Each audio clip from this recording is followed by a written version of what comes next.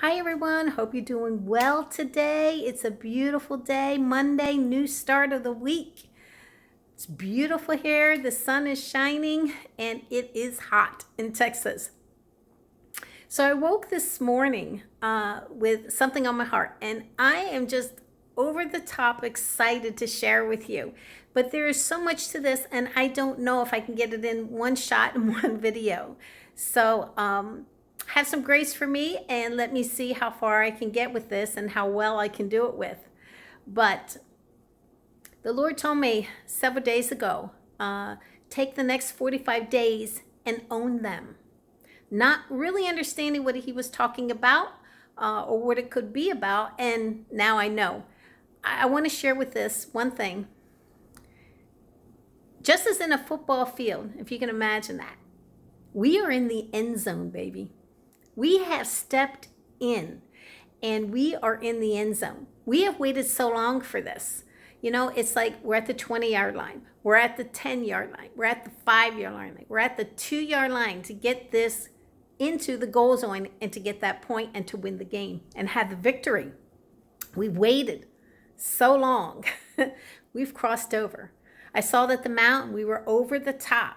We've turned the corner. We are actually in it and living in it. The process started quite a while ago, but we're in the end zone, baby, is what I want to report. And you know what happens after you score that point and you're in the end zone? Kickoff. Comes the kickoff. Now, all the players have been lined up to be against us. This is the enemy. It's been in the forefront in front of us. We've been purging, we've been pushing, we've done everything we can to move them off of the field or to go through them to get to the end zone. Now, when you see that, when you see the kickoff, you see how they're scattered and the field is so large. We've stepped into that. Things are going to happen like you've never seen them happen before. And this is all God. No man, no job, no money can buy this. No pastor can tell you. Nothing. This is only what God can do. Man cannot. This is all God. So do not rely on the man. God will bring everything to you now. We don't have to struggle and go out there and force it. The dreams that you've had, the plans that you've had, the Lord's going to bring it to you. And I've seen this manifest. And give you an example. One person said to me, perhaps you should call. Maybe they forgot about it. I had an invitation. And it did have to do with my destiny and my future.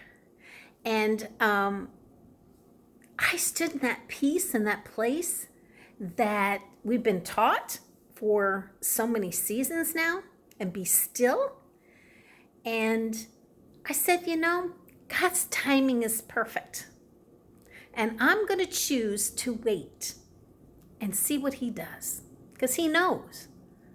Well, long and behold, 2 days later, bring, there goes the phone. And this invitation surfaces. So I know that not only has he set it up, his timing is perfect. So allow God, only what God can do. Don't let man do it, because only God can do it. So watch that happen. That's in the forefront. So here's the other thing. And I hope this comes across the way that it needs to be. One of the things is, I have a question for you. What did you put your hope in that sustained you through the refining fire? That's a lot to think about. And that's a whole mouthful to say, because that encompasses so much. We were not, and hopefully you're not hopeless. And that you put your hope and yourself into a promise, a dream, something that sustained you while we had to endure and go what we through. It's been hard seasons. Extremely hard seasons, extremely hard lessons. But what the reason for that was, that I'm saying that it was from, this is just my opinion, is that we rebelled. Knowingly or unknowingly, There was a lot of rebellion, a lot of things that need to be circumcised. And since we rebelled, and what was holding us back from that plan, that dream, it had to be circumcised in this past seasons before we could step into that which he had before. Many people had to have their roots of things that were so much holding them back resurface and resurface and resurface and resurface, that was the Lord. That was the Lord speaking to you. That was the Lord's plan. These things needed to happen in order to prep you and prepare you for what he has now. We couldn't step into that fully because these things need to be done. So if we rebelled against them, again, that's our flesh. It's our flesh. Some people knew them, about them and some of the things, and some not. But it was a process and a very difficult one. I'll admit it. First one to admit that. And my things had to resurface and constantly be circumcised till it finally says, hey, you finally got it. You're refined. You're changed. You're in the victory lane. You've accomplished that. You've got it. And you're sustaining it. You're living in it. You're walking in it. Because in God, we want to live and move and have our being in him. And hopefully that's where you and I are at this time and in our lives and in this season and as we're moving forward. So if you haven't allowed that process to take priority over everything else, and I'm going to tell you, it's painful. God does it with grace that it can be unpainful, but if you're fighting or rebelling against it, yeah, it's painful. So, what I always do is, God, check my heart. See that I have a clean heart. Any wicked thing in me, let us deal with it. You have to ask. And here's the other thing. Understanding and wisdom. We are told to ask for wisdom. And we are told to ask. And once you have the understanding and being prophetic, maybe it's slightly, it's a gift. Maybe it's an easier process to do that. I don't know. But for many who don't understand, once you have the understanding of what's happening in the spirit realm and what God is doing and what he's up to, and he only gives that in part and only a little bit at a time, otherwise we couldn't handle it all. You can go through what you have to go through. You can do it, and we're supposed to, like Paul said, do it with a happy heart. Well, many of us don't have a happy heart when these things are happening. But to stay in that joy, which again is hard, but what I found is through having that communion with God and asking and him revealing and knowing, it's much easier. It's much easier. And rather than, in the end, in the refining fire, you're all burned and charred, that's a joke. It's a joke, and I know you all feel the heat. We've all felt the heat. That cool waters afterwards and that joy that arises.